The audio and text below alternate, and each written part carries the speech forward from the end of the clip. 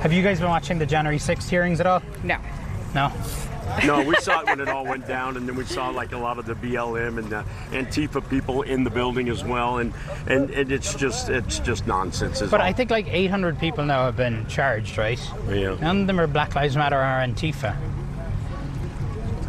Yeah, that They're not doesn't charging mean anything. them. That doesn't Correctly, mean they anything have in not this been country. brought into court for their due process because they have not been arrested. Hunter Biden hasn't been arrested. Yeah, I mean, your face says it all. These aren't outliers, right, in the Trump base. And that was Illinois Republican Congressman Adam Kinzinger doing a facepalm in reaction to hearing Donald Trump supporters talk about January 6th. It is a sad fact, as the CNN anchor pointed out, that a lot of Trump supporters are convinced that Black Lives Matter and Antifa were involved in the January 6th riot. There's been no evidence whatsoever to support that, nothing from the Department of Justice, the January 6th committee, or any investigators, and even eyewitnesses. Nonetheless, there was a poll conducted in June that found that half of all registered U.S. Republicans believe that Democrats, the left, were involved in the January 6th riot in order to make Donald Trump look bad. Kinzinger is one of 2 Republicans on the January 6th Special Congressional Committee, and he said that the MAGA faithful are correct on one point when they say that the hearings have been one-sided. I mean, facts are hard to digest, right?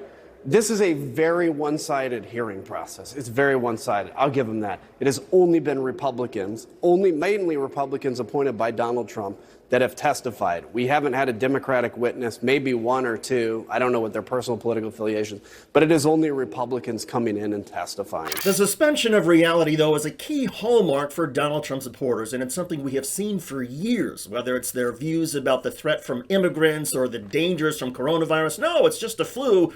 Or, of course, their views about the 2020 election and then what happened on January the 6th. Kinzinger tried to point out, and he's been doing this for a while now, that Republican leaders are lying to the Republican base. And he urged these base Republican voters to wise up. Be ticked at me, be ticked at Liz Cheney, all you want, fine. We can take it. We're telling you the truth. The people that are lying to, they may pat you on the head and make you feel good, but they're abusing you, stealing your money, all to stay in power. I have no sympathy for people like Tom Cotton or anybody else like Kevin McCarthy that lies to the base voter. Adam Kinzinger is not running for re-election in Illinois, and Liz Cheney, the other Republican on the January 6th committee, she's facing a very difficult Republican primary challenge in her home state of Wyoming. Clearly looking for the truth about the January 6th riot or speaking the truth about the 2020 election is a drag for Republicans. And that's why you hear so many Republican leaders simply trying to avoid the issues completely, dodging when they're asked about whether Joe Biden was legitimately elected president of the United States,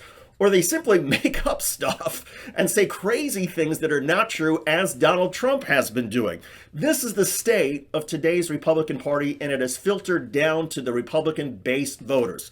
It's a group that is so ignorant, so misguided, so ridiculous in their claims that would have once sounded crazy years ago. Well, now that's accepted as sort of mainstream belief among Republican voters. So indeed, the facepalm is a good symbol for where things stand, particularly with a major political party in the United States, a party that has become literally insane.